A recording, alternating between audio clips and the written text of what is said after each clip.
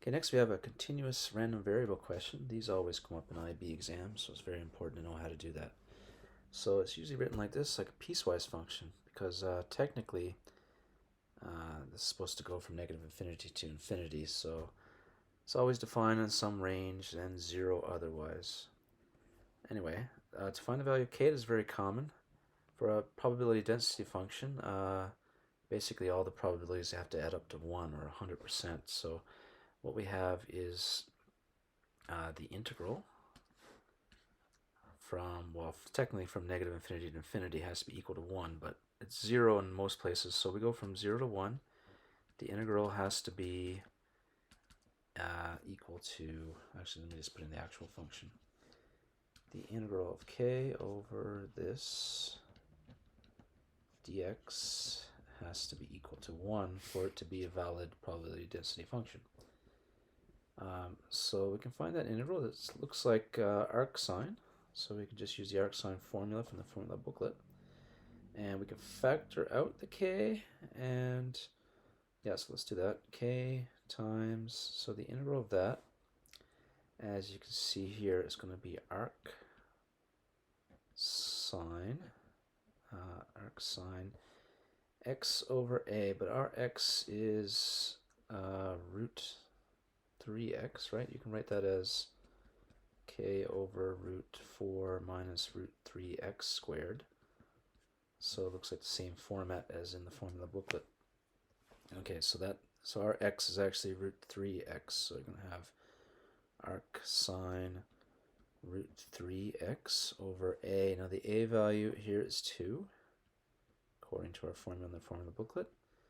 We evaluate it from 0 to 1. Be careful now because you have to do like reverse chain rule because we don't have an x here, we have a root 3x.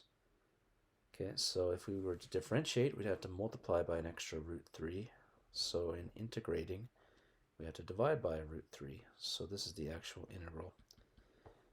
Okay, so that corresponds to, we can factor out that. So k over root 3 times this should be equal to 1. So let's substitute in the 1. So we're going to have arc sine root 3 over 2 and minus arc sine 0 equals 1.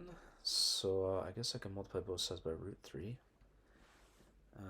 K equals now arc sine of that. Let's draw our triangle with the root 3 in it. Root 3, 2, 1. And this angle is pi over 3, and this smaller angle is pi over 6. So what angle gives you a sine of root 3 over 2? That would be pi over 3.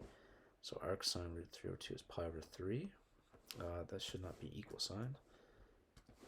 So this gives you, like I said, pi over 3. And arc sine 0 is just 0 because of that. Okay, the y value there is 0, the angle 0, the arc sine 0 is 0. So let's multiply both sides by root 3. We get that equals root 3. So k equals 3 root 3 over pi. Okay, so that's the value of k. Now next one is simply find the expected value of x. So this is the formula from the formula booklet. It's actually the same integral but with an extra x, okay? And it says from negative infinity to infinity, but we go from 0 to 1 because it's defined as 0 everywhere else. So we do the integral of, now k, we know k, we can factor that out of the integral though. Okay, and x f of x, so that's going to be x, well let's write it like this, x over root 4 minus 3x squared dx. So this looks like a classic u substitution because the derivative of 4 minus 3x squared is going to give you an x, so the derivative is on the top, right? We wouldn't be able to do u substitution in here because the derivative of x squared is x, and there's no x in this integral, but now we have an x. So we can let u be the thing underneath the square root sign, which is 4 minus 3x squared. Then du equals negative 6x dx. So in other words, we could say negative 1/6 du equals x dx. So we're going to replace the x dx with negative 1/6 du, and we'll change these limits of integration too. So the upper limit is 1, okay, but we're going to use this, so the upper limit is going to be 4 minus 3 times 1 squared, which is 1.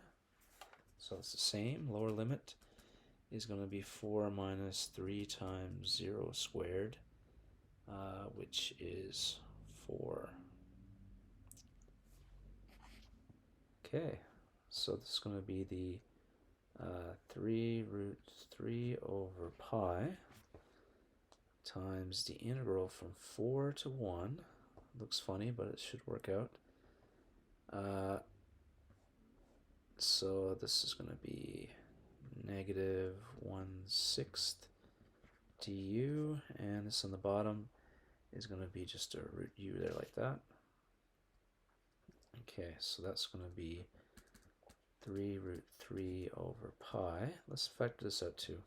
Times negative 1/6 times the integral from 4 to 1 of, now we can rewrite 1 over root u as u to the power negative half. Okay, and that's easy to integrate. This is going to be negative root 3 over 2 pi. And the integral of this, we increase the exponent by 1, divide by this new exponent. We're going to evaluate that from 4 to 1, which is negative root 3 over 2 pi. Actually, let's factor out this. Let's factor out this half. So dividing by half is the same as multiplying by 2. So it gets rid of this 2 right here. All right, and then we just plug this in. So this is u to the power of half is like root. So root 1 minus root 4. So that's going to be negative root 3 over pi times, that's just simply 1 minus 2. So that's going to be negative 1. So the answer is root 3 over pi.